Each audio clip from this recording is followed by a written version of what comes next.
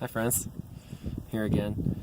It's a little later on my hike in Joshua Tree, and I was down on the trail, which is a few hundred feet below me, and this raven called me up here, and I've never been so clearly called someplace by an animal that I can remember.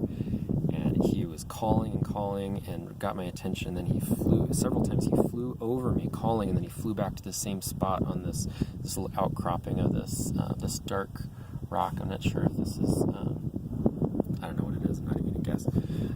And so I scrambled up here, and I'm kind of looking around, and he was perched on a Joshua tree just across the little valley here, and then he was just watching me. And then when I started to get, I was ready to head back down to the trail, and then I looked back up to where he had been landing exactly, and he started calling again. And I looked at him, and I looked back up, and he called. I thought, okay, so I headed up there, and then I was up there, and he was calling and calling like he was really excited. This is really interesting. And then, I got up here, and I just felt like, okay, I felt like I put my hand where he had been perched, and that was cool. But then, what? I'll make sure.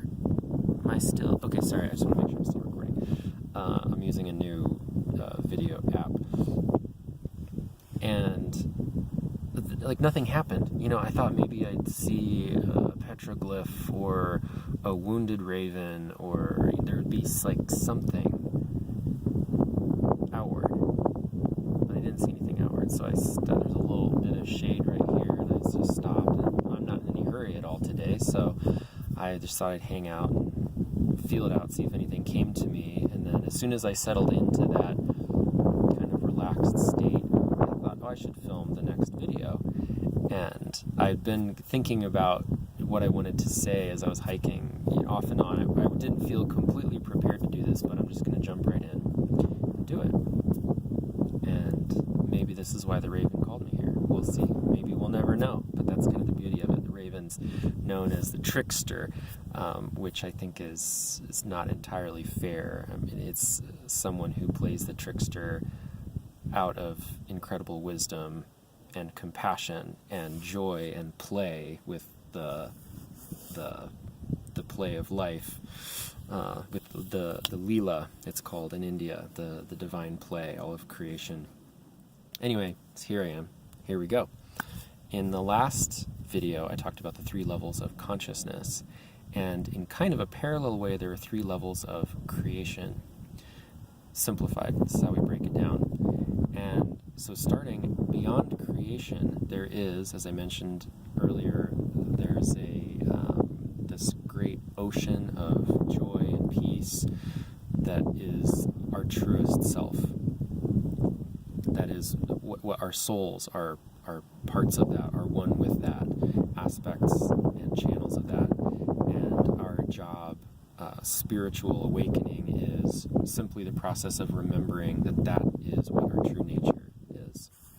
And being able to hold on to that knowledge in the midst of any outward difficulty, because it's just transient. That's not true. Even life and death, the most chaotic, turbulent, trying times are still transient. And so anyway, so from that great ocean, they say that the very first, that ocean, okay,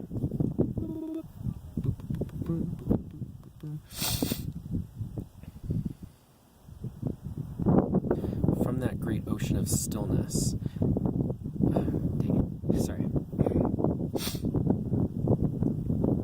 that great ocean of joy and peace is also perfect stillness. And from stillness, what happens is it very subtly starts to vibrate.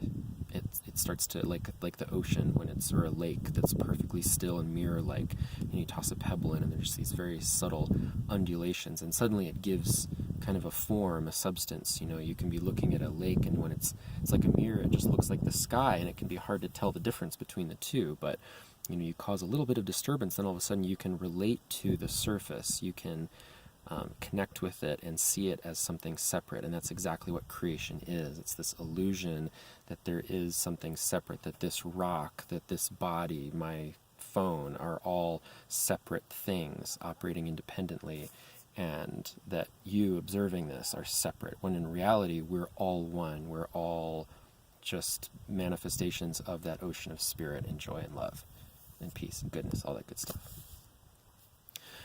So the very first undulations are so subtle that you can still see the sky reflected,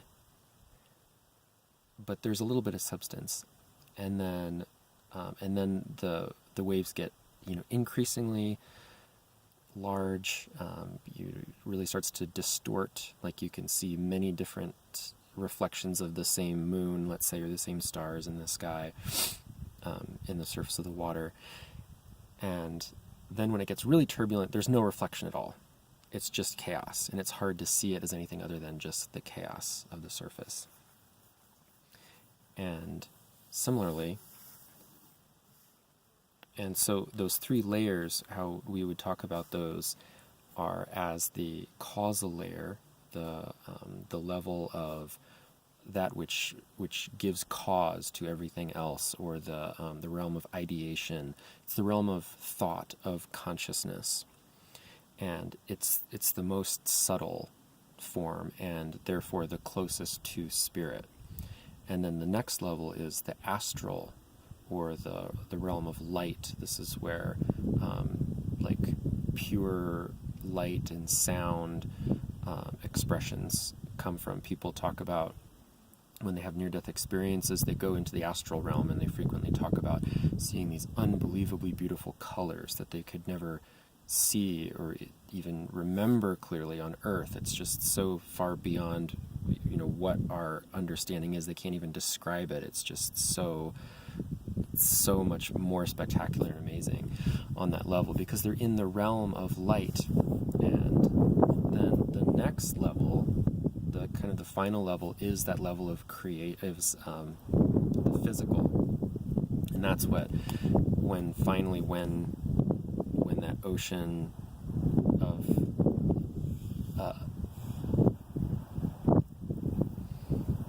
that ocean of peace and joy takes its final manifestation. It's like it appears as solid as a rock.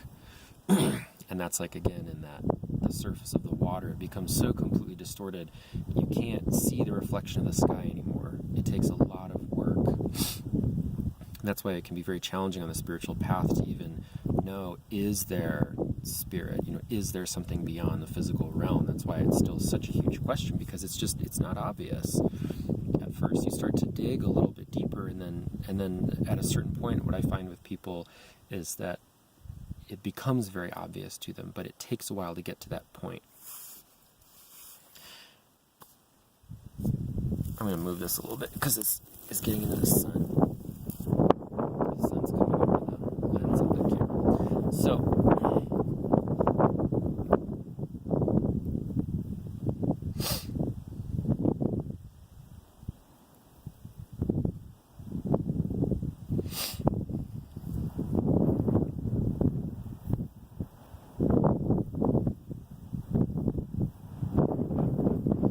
So those are the three levels. And another way those come into play is that is the process of creation. Even when we're creating something as simple as a meal, we first have the thought first comes of, I'm hungry, I want to feed my body something.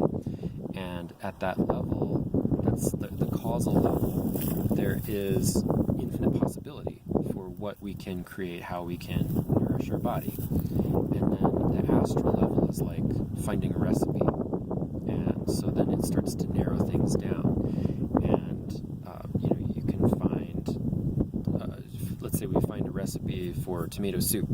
And then from there, we can make any number of modifications to it. We can change the recipe up even as we're actually doing it. It takes... there are still many possibilities, not nearly as many as at the causal level. Excuse me.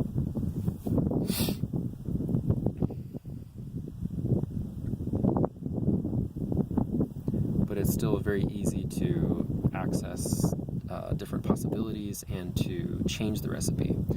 And then we get to the physical level, and then we actually take some more energy, more time to create the physical tomato soup. And then at that point, it's one thing. And if we want to change it, it's still possible, but it takes a lot more effort. We have to actually go to the cabinet and get some different spices out and add them and stir it up or whatever.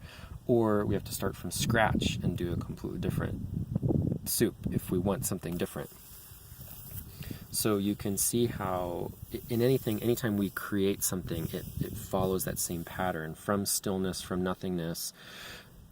First is the thought form, then there's the energetic form, and finally the physical form. And this is one of the most useful ways that we can apply this understanding is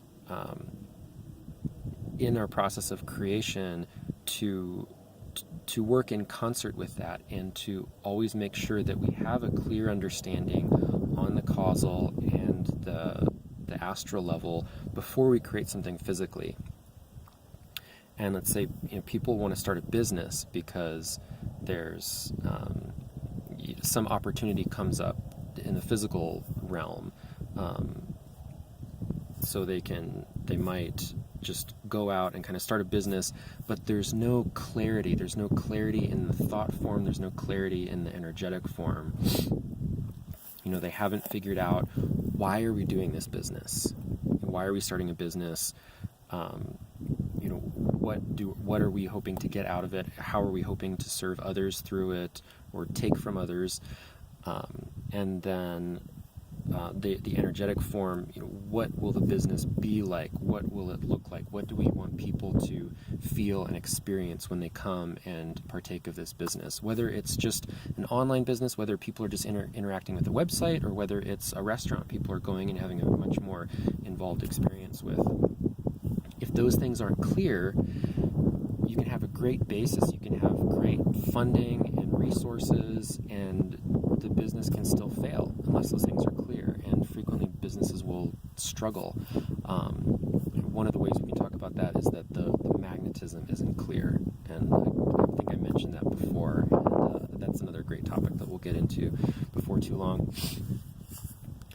On the other hand, if you have very clear understanding of what you want, what the idea of the business is, and what you want the energy to be like, maybe it's like, I just want people to have this experience.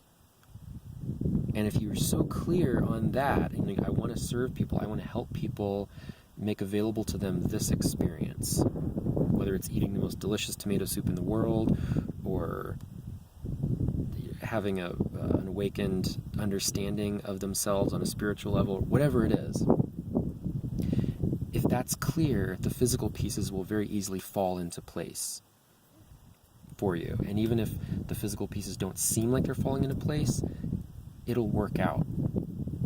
It'll work out if you have the rest of the things right. One story that comes to mind is what little I've heard of Walt Disney when he was starting Disney World. He was so compelled by this idea of awakening and sharing this sense of childlike innocence and joy and creating these fantastical other worlds.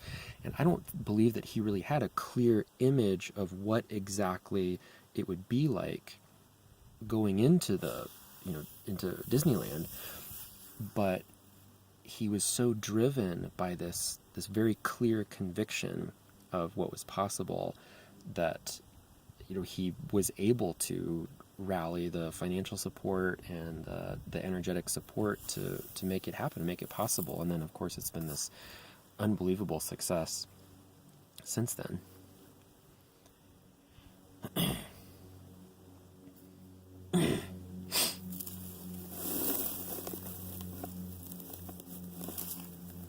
Sorry, we're getting in the sun a bit again. We were getting in the sun again. I just wanted to move the lens a little bit. So I want to address also, there's potentially a little confusion of terminology. So I've been using the yogic terminology of the 3 levels, and the idea is that the level that's closest to stillness is the one that's closest to spirit, is like the highest spiritual evolution, if you will. And another work that I work with is the Law of One material, which is some really beautiful channeled work. And I believe they introduced the concept of the spiritual densities. So there's a scale of like 1 through 9 density, and different beings are manifestations of these different densities in the way that they talk about it. 1 is the lowest, the farthest away from spirit, and 9 is the highest, is free, is awakened, basically. I think it's 9. And so there's like potentially a little confusion because, in the yogic terminology, it's like we're trying to get towards stillness, but in the Law of One, they talk about being a higher vibration, and a higher vibration is like a faster frequency is in a way farther away from stillness, but a higher frequency, a higher vibration is more energy, and we're raising our energy, raising our vibration to a state where we're vibrating with the entire cosmos. We're reawakening that oneness that we have. And it's a little counterintuitive because our vibration increases and increases until it reaches stillness. But so there's kind of two different terminologies, and they work. They're both true. And what makes sense to me when I read about people talking about the different densities, I haven't studied the Law of One material. I've used it as a resource off and on for the last couple years, and have gotten a lot out of David Wilcock's articles when he talks about it. He has a very good understanding of that material. And what makes sense to me is that basically the 1 through 3 densities are basically the physical level, the lower life forms, and we're like third density. Humans are like third density for the most part, and we're in this transition into fourth density beings. So then 4 through 6 densities would be astral level, and then 7, 8, and 9 would be the causal level. And it fits really well because I believe it's said that beings can be either positive or negatively oriented up to the 6th density, and then beyond that, they can't. Their vibration is so high, they're so close to spirit, they can't not see themselves as a part of this great picture and this great oneness. So it becomes impossible to be a higher density and negatively oriented. And in the same way, in yoga, we wait for the wind to die down.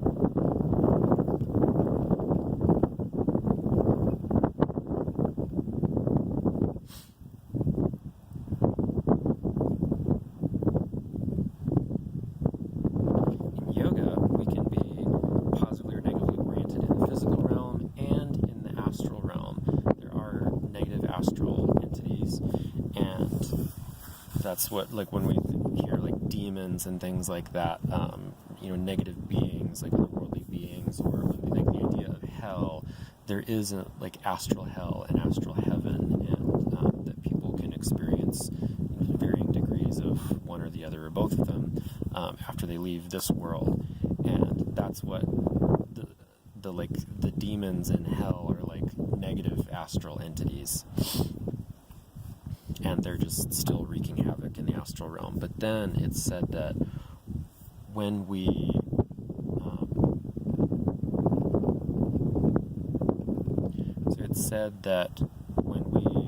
when we die, when we perish on this earthly plane, our soul wakes up in the astral realm, and then after a while we're there experiencing whatever karma we have. And then when we wake up physically, when we when we awaken on this physical level, then we cycle between the astral realm. When the astral body dies, we wake up in causal realm. And that at that level, it's the same thing, that at the causal level, we can't not see our connection to the big picture, to oneness. And it just, the idea of being service to self-oriented or being negatively oriented, taking advantage of others, is just, it's ludicrous. It's like cutting your own arm off. Like, it doesn't, it's like it can't possibly help you at all. Like, it doesn't help my left arm if my right arm, it doesn't help my right arm if it cuts off my left arm. You know, it's like they're part of the same thing. They've got to work together, and then they can do so much more than if there's just one. And so that's how I see the parallel in those worlds. And this was one of the things that I love about yoga, and that I'll be using primarily yoga terminology, is because this is what I've studied mostly, and through yoga I can see how these other disciplines, other religions, they make sense. The teachings make sense to me through the lens of yoga, and this is how I connect with the law of one material, is that the densities go up in the law of one, and in the same time, like, creation is manifested from stillness, down, kind of going the other way, down the density scale into the physical realm, into first density. So I hope that made sense. Let me know if you have any questions about that. There's my friend. He's got some other friends with him now too. So I hope that was worthwhile, and hope you have a beautiful day. And so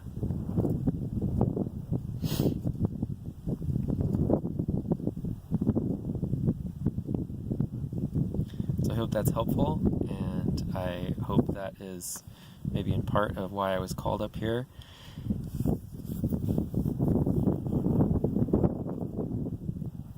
And I would encourage you also in your day today to listen for what ways is Spirit speaking to you. Are the animals, the beings, the light, the sounds, in what ways are they playing with you and engaging you, and what would they have you learn today? So, many blessings. See you soon.